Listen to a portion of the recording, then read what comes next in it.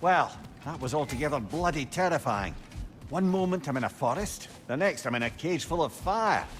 You changed into Helios, and back again. It was unpredictable. I'll say. I'm truly not sure if we've gone too far, or if we've come too far to stop. We are not stopping. I must face this. I know, brother.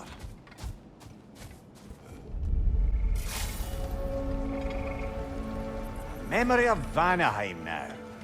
Brother, I beg you not to remember the exploding plants. What did you say about a forest? You remember being elsewhere when Helios took your place? Aye. Yes, I didn't mention that while we were plummeting, but yes. I was in a forest, much like that of my youth. Back on my old body, too.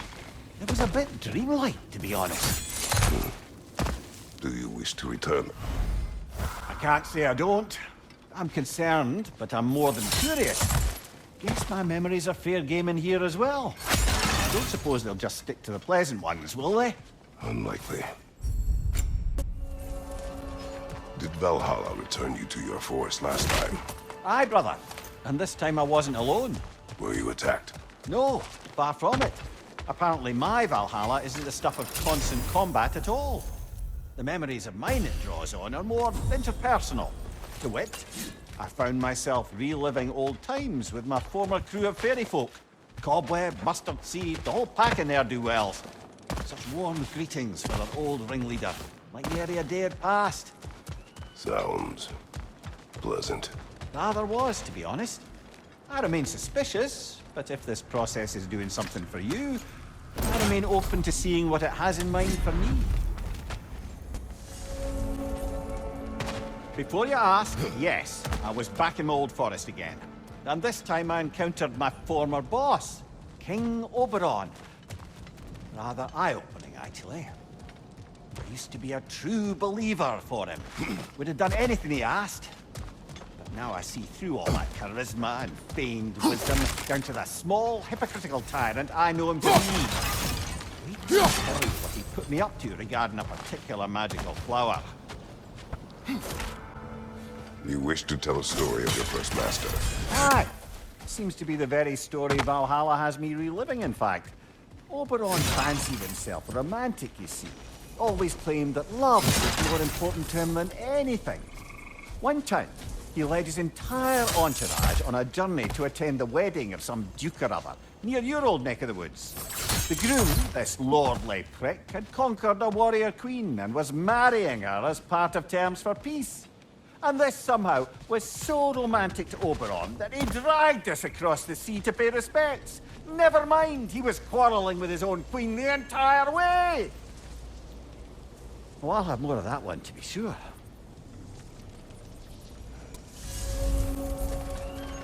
As I was saying about my old master and his lofty, so-called romantic ideals, we'd settled in a forest outside of Athens, a place well situated to observing the comings and goings of the Duke's other guests.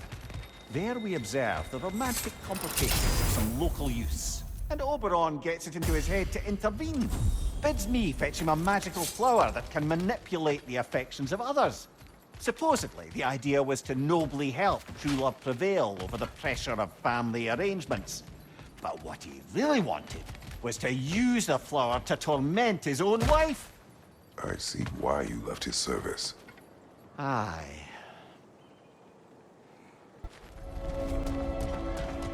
Brother, while I'd love to say I left Oberon's service as a matter of principle, the truth is, it was much more a question of pride. If he'd simply shown me more appreciation, who knows how long I might have tolerated his evils. I certainly tolerated plenty from my subsequent employers before I could take no more. If I'm being honest, I was only too happy to offer my complicity in Queen Titania's humiliation. What did you do? Caused her to fall in love with something preposterous. And married her. Your old master. He had you make his wife fall in love with another. Aye, temporarily, by use of this magic flower.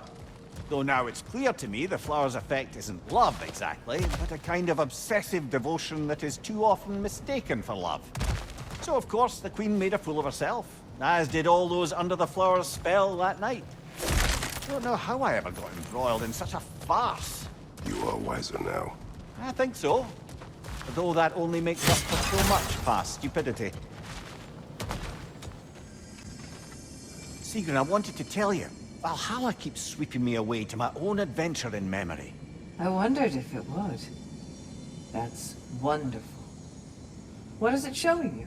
Some particular events of my wayward youth. But they're in a loop of sorts. Not sure I've quite gleaned what it all amounts to. Then you must do what you do in Valhalla. Keep going. Brother, the last time Valhalla spirited me away to the forest, there was an interesting twist. As the revels ended, I found myself alone, still carrying the magic love flower, and I came upon a sleeping person. But it wasn't the queen, or the foolish youths. It was Sigrun, as I knew her before. I found myself faced with the proposition that with a few drops, I could make her care about nothing in the world so much as me. What did you do? I'm pleased to report that I crushed that flower with my bare hands. I am glad to hear it.